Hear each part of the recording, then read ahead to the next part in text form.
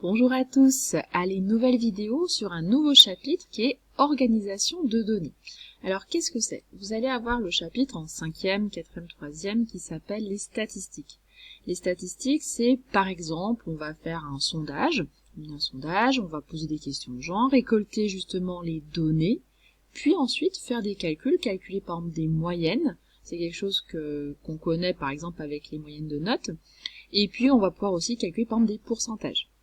Là, on est juste dans, finalement, je viens de recueillir plein de données. Comment je vais pouvoir justement, les afficher, comment faire que ce soit justement lisible, clair, et pouvoir, du coup, transmettre mes données. Donc, justement, la première chose, on a besoin de tableaux. Ça, c'est le premier moyen qui est très simple pour pouvoir organiser mes données. Donc, je vous ai mis donc des exemples, c'est bien plus parlant avec des exemples.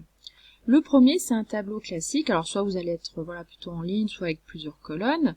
En tout cas, on a demandé par exemple à 30 élèves de 6e leur style musical préféré. On a regroupé donc les données dans un tableau.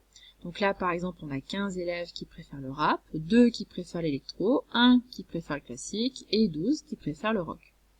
Donc, on a très souvent une colonne ou une ligne totale, où là, justement, on va ajouter, on va faire 15, plus 2, plus 1, plus 12. Et on retrouve nos 30 élèves de 6e, donc on a bien récolté donc toutes les données de la classe. C'est ce qu'on appelle également l'effectif total, c'est-à-dire le mot nombre d'élèves. Vous allez voir qu'à partir de le 5e, on va plus mettre nombre d'élèves, on va mettre effectif. Effectif, c'est tout simplement le nombre de personnes qui ont répondu telle ou telle chose dans notre sondage, par exemple. Donc voilà, l'effectif, c'est quelque chose que vous allez bien retrouver.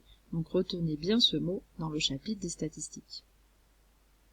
Le deuxième tableau est un petit peu plus compliqué, c'est ce qu'on appelle un tableau à double entrée. C'est qu'on a plusieurs choses justement à regarder ensemble. On a donc, par exemple ici, donc on a 2 classes de 6e auxquelles on demande justement leur matière préférée. Donc là, ma première colonne va me donner mes matières, donc j'ai français, maths, arts plastiques, EPS, et je récolte mes données donc pour la 6e A et pour la 6e B. Bien sûr, j'aurais pu mettre une 3e, 6e, voire même une 4e, pour pouvoir récolter toutes mes données d'un coup. Donc là, il faut juste pas trop s'embrouiller, bien regarder ce qu'on vous demande comme question dans l'énoncé. On peut par exemple vous demander, c'est ce que j'ai mis ici, quel est le nombre d'élèves en 6e B qui préfèrent le PS. Donc là, par exemple, j'en ai 11. Mais j'aurais pu également vous demander quel est le nombre total, quel est le nombre d'élèves qui préfèrent le français. Et là, quel nombre d'élèves qui préfèrent le français, je vais regarder mon total, parce que j'en ai 10 en 6e A, 6 en 6e B, donc ça me fait 16 au total. Donc voilà, vous pouvez avoir plein de petites questions comme ça sur des tableaux de l'entrée. Alors c'est pas très compliqué, mais il faut bien lire l'énoncé. Et on sait que vous avez des moments un petit peu du mal à bien lire correctement l'énoncé. Donc c'est la seule difficulté dans ce style d'exercice. Ensuite, on peut représenter les données de manière graphique. C'est beaucoup plus visuel, ça évite d'avoir que des nombres devant nous. Et on a donc comme premier moyen graphique ce qu'on appelle le graphique cartésien. Alors ça, vous allez beaucoup les retrouver par exemple en SVT ou en sciences physiques. Là, je vous ai mis l'exemple justement de, on relève la température en degrés en fonction de l'heure. Donc ça va vous tracer une courbe que vous allez étudier beaucoup plus après en 4e, 3e et surtout en 3e, vous allez voir les fonctions. Donc là, on a 2 axes, on a l'axe des abscisses en bas et on a l'axe des ordonnées qui va à la verticale. Donc on peut vous demander par exemple de lire, je sais pas, quelle température il faisait à 8 heures, donc à 8 heures, je regarde, hop, je suis à 6 degrés. Voilà, donc là on va vous demander une lecture graphique, donc ce ne sera pas des calculs, c'est juste lire notre graphique ici. Vous allez avoir ensuite donc tout ce qui est diagramme en bâton, en barre et les histogrammes, je les ai mis ensemble parce qu'ils se ressemblent énormément. En plus ou moins fin, le bâton, vous allez avoir juste juste un bâton très fin. En barre, c'est ce qu'on a justement ici. Histogramme, c'est encore un petit peu plus large en fait comme barre. Ça, les histogrammes, vous allez travailler un petit peu plus tard. Donc là, j'ai un diagramme en barre où là justement j'ai mis le style musical préféré de la classe de 6e qu'on avait vu dans le premier tableau. Et on voit que visuellement, tout de suite, on voit par exemple que le style musical préféré ici, c'est le rap. Juste après, arrive le rock.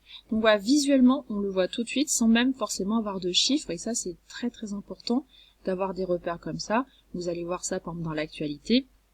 ou justement dans un journal, ou pour même comparer voilà, dans un magazine. C'est quelque chose qui sera très visuel, qu'on aime bien utiliser en statistique. Donc là, pour lire ça, c'est très simple. Je regarde par exemple ceux qui préfèrent le rap, et bon, on va bien, là on est entre 14 et 16, donc on est à 15 élèves qui préfèrent le rap. Et on termine avec le diagramme circulaire. Très souvent, on va le voir, si par exemple il y a une élection qui se fait, très souvent on va vous représenter les résultats sous la forme d'un diagramme circulaire. Donc là encore, dans l'actualité, on les revoit très souvent. On appelle aussi ça un petit peu couramment le camembert.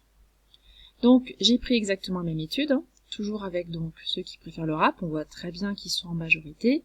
Ensuite donc en jaune ceux qui préfèrent le rock. On a une partie pour l'électro et une partie du coup pour le classique. Alors, comment tracer un diagramme circulaire? Là, ça devient un petit peu plus compliqué, il faut faire quand même quelques petits calculs avant. C'est-à-dire qu'il faut calculer l'angle qui va correspondre à notre effectif. Et en fait, notre angle va être proportionnel à l'effectif. Donc en fait, on va remplir un tableau de proportionnalité. Donc, je reprends mon premier tableau qu'on avait, et j'ai rajouté une ligne. Vous avez donc angle en degrés en troisième ligne. J'ai mis un total de 360. D'où ça sort? Eh bien, c'est tout simplement un tour complet. On a vu sur le chapitre des angles, je me mets ici, je fais un tour complet ici, je vais avoir 360 degrés. Donc comme je veux un diagramme circulaire entier, je vais avoir 360 degrés au total. Et comme c'est proportionnel, j'ai plus qu'à remplir mon tableau. Donc je rappelle que bien entendu, vous avez le droit d'utiliser le fameux produit en croix. Moi je l'ai fait ici avec le coefficient de proportionnalité. J'essaye de passer donc de la première à la deuxième ligne. Donc pour passer de 30 à 360, je divise 360 par 30, toujours le nombre d'arrivées, quand j'ai ma petite flèche là, divisé par le nombre de départ. Et j'obtiens 12. Ce qui fait qu'en fait, 30 fois 12, ça me donne 360. Donc j'ai plus qu'à multiplier par 12 toutes mes valeurs ici. Donc 15 fois 12, 180, 2 fois 12, 24, 1 fois 12, 12, 12 fois 12, 144. Et là, ça va être mes angles en degrés. C'est-à-dire qu'après, qu'est-ce que je vais faire? Je vais tracer donc un cercle avec un rayon. Et je vais tout simplement, à l'aide de mon rapporteur, placer comme ça au fur et à mesure mes angles pour pouvoir tracer mon diagramme circulaire. Voilà, j'espère que vous avez bien compris le cours. À bientôt!